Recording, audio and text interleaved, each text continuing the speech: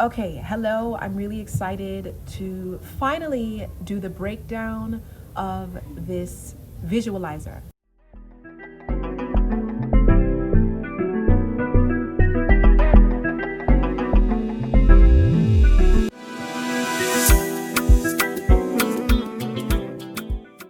So it begins with a snake.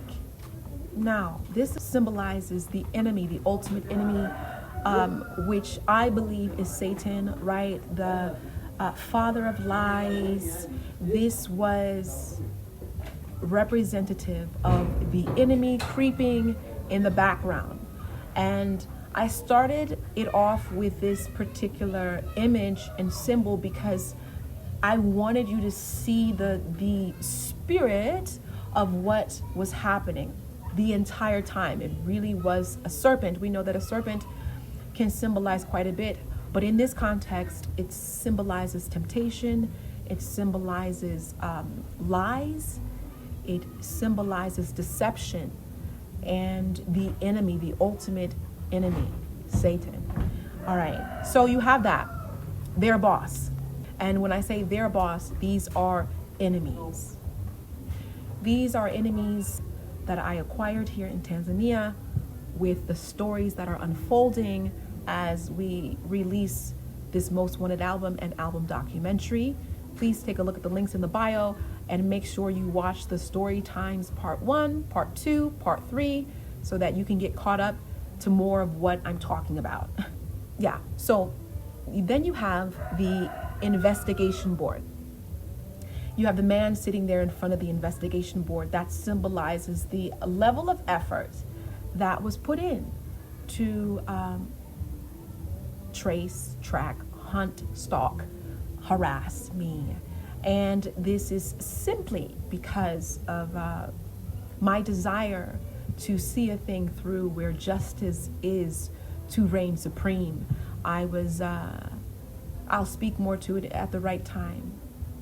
But I was done wrong, and enemies become enemies because they attempt a thing against you, or they betray you, or they do something. Well, this group of enemies did a thing, and because I wasn't, and I'm not backing down, there is this fight where all of them have decided to come up against little old me. It's just me. And they're not getting the results that they want. Again, as time progresses, I'll speak more to this in more detail. But that's what you're seeing. So you see the investigation board. This is a corrupt detective and just someone on their side who's putting in all this effort to try and trace and track me. And it ain't working because you hear me narrating. I'm fine. I'm in Dunamis. Okay, I'm in Dunamis power. Yet they're putting in all this effort led by the serpent. Okay, so now I have my notes here, okay? So now you have the man with the hat, the detective. And I introduced him into it so you would see like, okay, they're really like, this is a full-time pursuit. This is a full-time effort, hey, that they're giving themselves to. Some of them have been hired for this. Again, all of them against little old me. Boom. And the detective represented the detective who's on their side, but also it represents Sly the Fox. Again, we named these individuals in the story times. Sly the Fox, we'll call him Sly the Fox. This is one of my enemies. Sly the Fox is working with detectives and whatnot. Okay, that's the picture. So then after that, you see Eliza introduced. So Eliza is the white woman who is circling this animal skull in a very dark fashion. And I wanted it to express that because that's precisely what it is. Eliza is sponsoring this. Eliza is the woman behind the scenes who is, the circling symbolizes her obsession and her fixation. She's fixated, she's obsessed, she's the one leading the charge. And behind the scenes, because she was in that shot alone, she's engaging some really dark, wicked, sadistic things.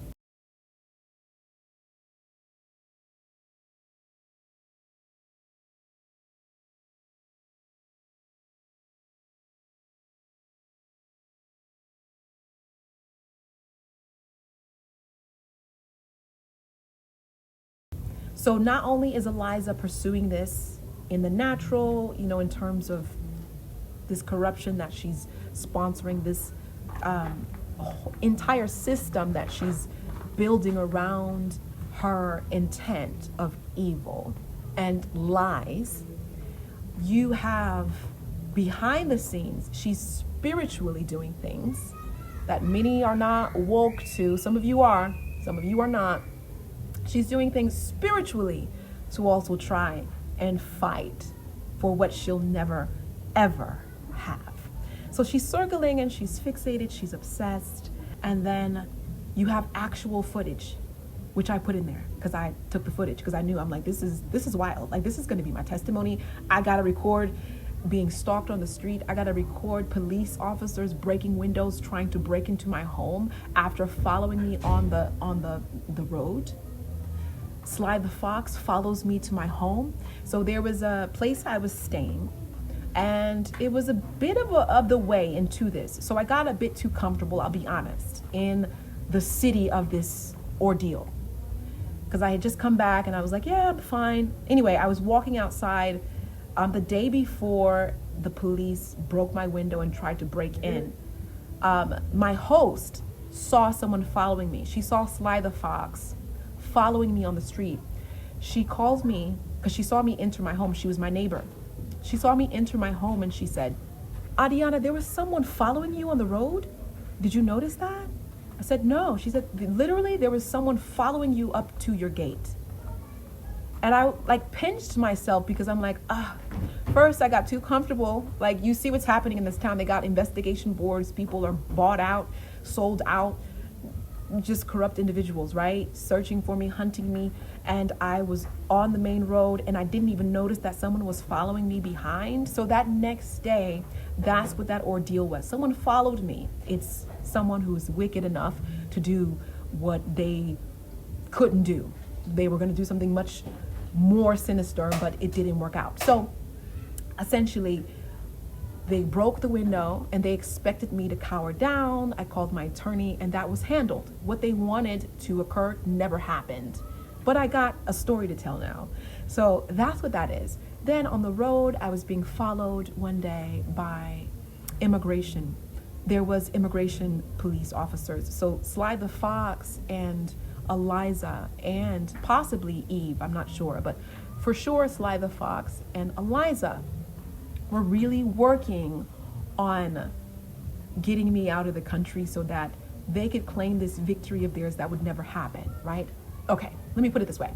Sly the Fox, Eliza decided to try the immigration route to see if that would work, if that would be their way to get me out of the picture. And it did not work, except for I have footage of them trying. And the effort was to harass me on the streets and arrest me with asking me for my passport, take me back to the immigration station, and then God knows what would have happened. I had someone there, the situation failed. The plan that they had did not work in the long run. It failed, but you saw the attempt, right? That was actual footage of bribed individuals. I'll just say individuals. I don't want any problems. It is what it is, right? So bribed individuals who called themselves police. You saw in that footage, and what they intended failed. So then you see the table with the money and the cuffs, right? The dirty money. This is the bribery money, all right? So much money being passed around to really weak-minded individuals, corrupt individuals, individuals who just have no righteousness or sense of morality or conscience. It's like they'll take money for anything. This is not everyone involved. You know who you are. You know who you are. I'm talking about you. Yeah, your dirty money, it didn't get very far, did it? Exactly. But that's what that represents. And then you have the handcuffs because they were trying so hard, you guys, to get me locked up. And instead, it's going to happen to many of them. And I was never put in handcuffs. I was never arrested because it's never going to happen. I literally heard God say it wasn't going to happen. And they were trying so hard with all their lies and, the whiteness of Eliza and her witchcraft. Like, it just didn't happen, It didn't happen the way they wanted it to. And I'm so grateful to God for that. Then the computer represents the corrupt system, because at one point you see the computer with all the money and handcuffs and police lights, just a corrupted system. And then you also see, again, Eliza and Sly the Fox plotting. This was all they did. This was their life. This is all they do. I have become the center of their identity. They're fixated on me. They're plotting. That's what that is. The plotting, the fixation, the two of them really always on the phone, always plotting in the same, toxic, narcissist mindset concerning deception. It's not even like it's a noble thing. It's not noble, it's not honest, it's just corrupt, evil, and lies. And they're just one and the same. They're bound in a way.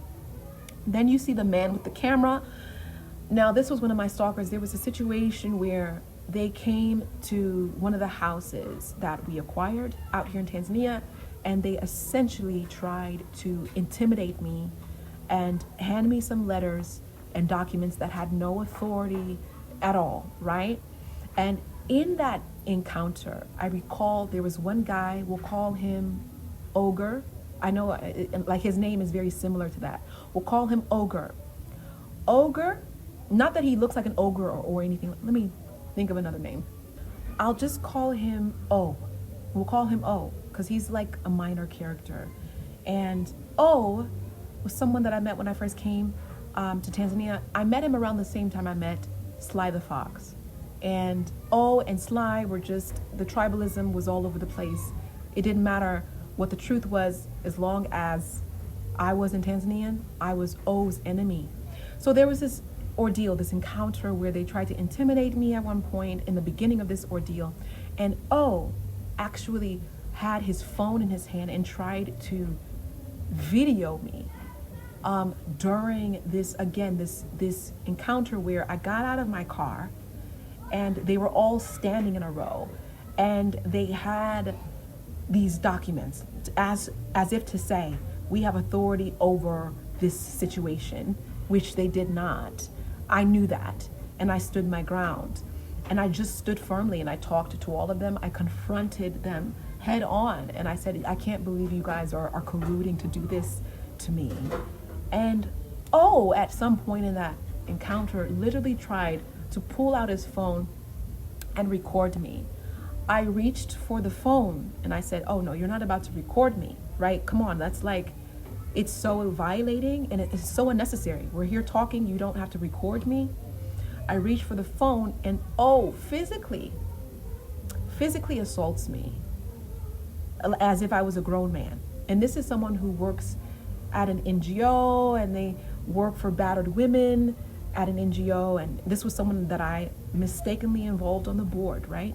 He works with vulnerable families, vulnerable children, and battered women, single mothers, and whatnot. And I just thought the irony was so loud for him to have put his hands, first of all, to even have tried to video record me for what? It was to take back to Eliza. It was because Eliza's in America while this is all happening with her Tanzanian army.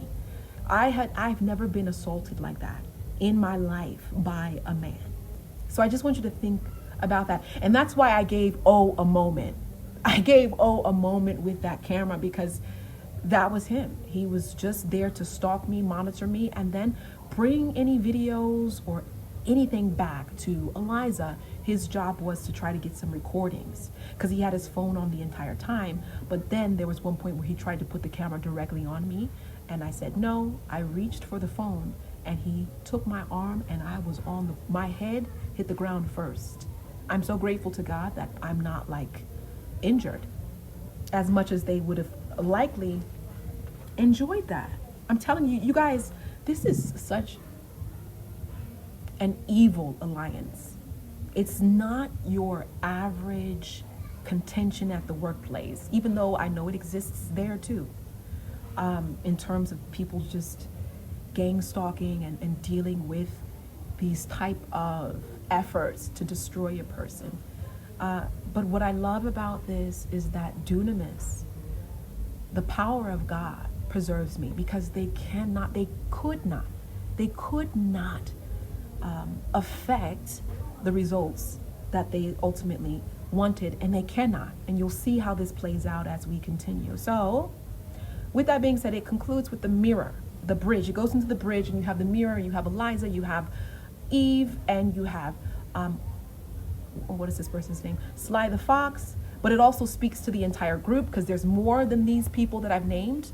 There are more people. So it just speaks to all of them. Like, are you looking in the mirror? Are you actually looking at who you are and what you're doing? Have you taken time to rewind? So that's what the bridge is saying. Never rewind essentially means you're never reflecting, like, why am I doing this? Even if you don't like a person, you don't have to like me, but why? What is possessing you? And that's the word. What is possessing you to show up in this way? We know the enemy comes to kill, steal, and destroy, and that is their whole motive.